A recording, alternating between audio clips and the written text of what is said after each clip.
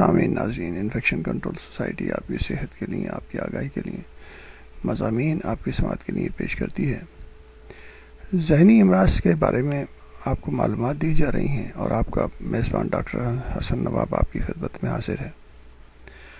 ہم نے professor doctor Zia الرحمان، جو کہ ڈاؤ یونیورسٹی کی ہیلتھ سائنسز میں سائیکیٹری ڈپارٹمنٹ کے ڈائریکٹر اور میڈیکل ایجوکیشن کے سربراہ ہیں، ان کی معلومات سے استفادہ حاصل کیا اور اس سے استفادہ حاصل کر کے آپ تک معلومات پہنچا رہے ہیں۔ جیسا کہ ہم نے آپ کو بتایا کہ ذہنی صحت کا عالمی دن ہر سال باقاعدگی سے منایا جاتا ہے، جس کا مقصد معاشرے میں ذہنی صحت کے مسائل اجاگر کرنا، آگاہی پیدا کرنا اور ان امراض سے بچاؤ کے طریقوں اور علاج کے بارے میں معلومات عام کرنا ہے۔ لیکن کیا ہی اچھا ہو کہ سرکاری سطح پر شہر گاؤں ایسے سینٹر قائم کیے جائیں جہاں مریضوں کی رسائی آسان ہو اور مفت علاج معالجے کی تمام سہولتیں بھی بلا تشخیص میسر ہوں۔ عالمی یوم ذہنی صحت کی تھیم کے مناسبت سے ذیل میں چند ایسے طریقے بیان کیے جا رہے ہیں جنہیں اگر اہل خانہ یا دیگر افراد اپنائیں تو نہ صرف ذہنی عوارض سے مبتلا مریض اپنے اندر بہتر تبدیلی محسوس کریں گے، بلکہ ان کا وقار بھی بلند رہے گا، جبکہ ان مریضوں کا انسان ہونے کے ناطے احترام سے بلایا جائے، نہ کہ بیماری کی وجہ سے ناشائستہ الفاظ سے پکارا جائے۔ مریضوں کو انفرادی توجہ دی جائے جس سے ان کی ضروریات، ترجیحات اور خواہشات کو کلیدی حیثیت حاصل ہو۔ مریضوں کی عزت نفس اور خود آگاہی بہتر کرنے کی حتی الامکان کوشش کی جائے۔ رابطے کے ایسے عمدہ طریقے اپنائے جائیں جس سے ان کا وقار اور عزت نفس مجروح نہ ہو۔ اس زمن میں خاص طور پر معالجین کی گاہے بگاہے تربیت ہوتی رہے تاکہ مریضوں کے رویوں اور رابطوں کے طریقوں کو سمجھنے میں آسانی ہو۔ نیز امتیازی سلوک ختم کرنے کے لیے انفرادی اور معاشرتی اور ملکی سطح پر اقدامات کیے جائیں۔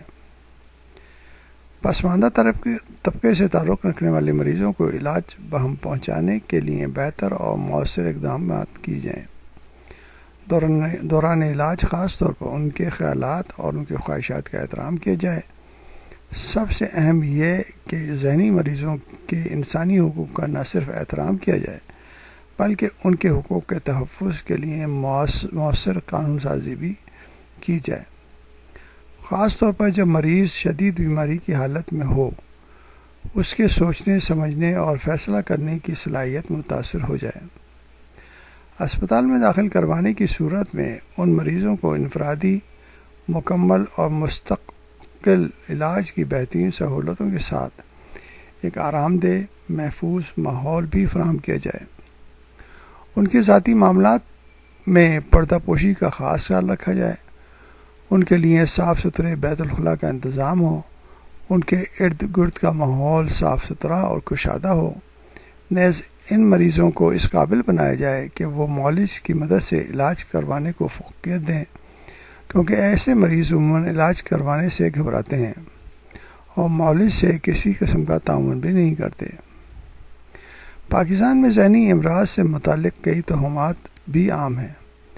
زیادہ تر ذہنی امراض کی علامات کو جادو، سحر، نظر، سایہ یا عصب سمجھ لیا جاتا ہے۔ اسی لیے ایک بہت بڑی تعداد حقیقت سے چشموشی کرتے ہوئے غیر مستند علاج کو فوقیت دیتی ہے، جہاں اکثر دوران علاج مریضوں کا وقار مجروح ہوتا ہے۔ لہذا اس زمن میں بذریعہ میڈیا آگاہی پھیلائی جائے تاکہ ذہنی امراض کے مریض اور ان کے اہل خانہ ماہرین نفسیات سے رجوع کرنے میں کسی قسم کا عار محسوس نہ کریں، نہ کہ وہ جعلی پیروں اور جعلی علاج کرنے والوں کے ہتھے چڑھ جائیں، اور جو کہ ایک انتہائی تقلید عمل ہوتا ہے۔ اس میں بے شمار طریقے اپنائے جاتے ہیں جس میں مریض کو تشدد کے ذریعے بھی ٹھیک کرنے کی کوشش کی جاتی ہے۔ تو یہ سب چیزیں جو ہے مسائل نہیں ہونے چاہیے، اور انتہائی کوشش یہ کرنی چاہیے کہ اگر ذہنی امراض ہیں تو ذہنی امراض کے معالج سے رجوع کیا جائے۔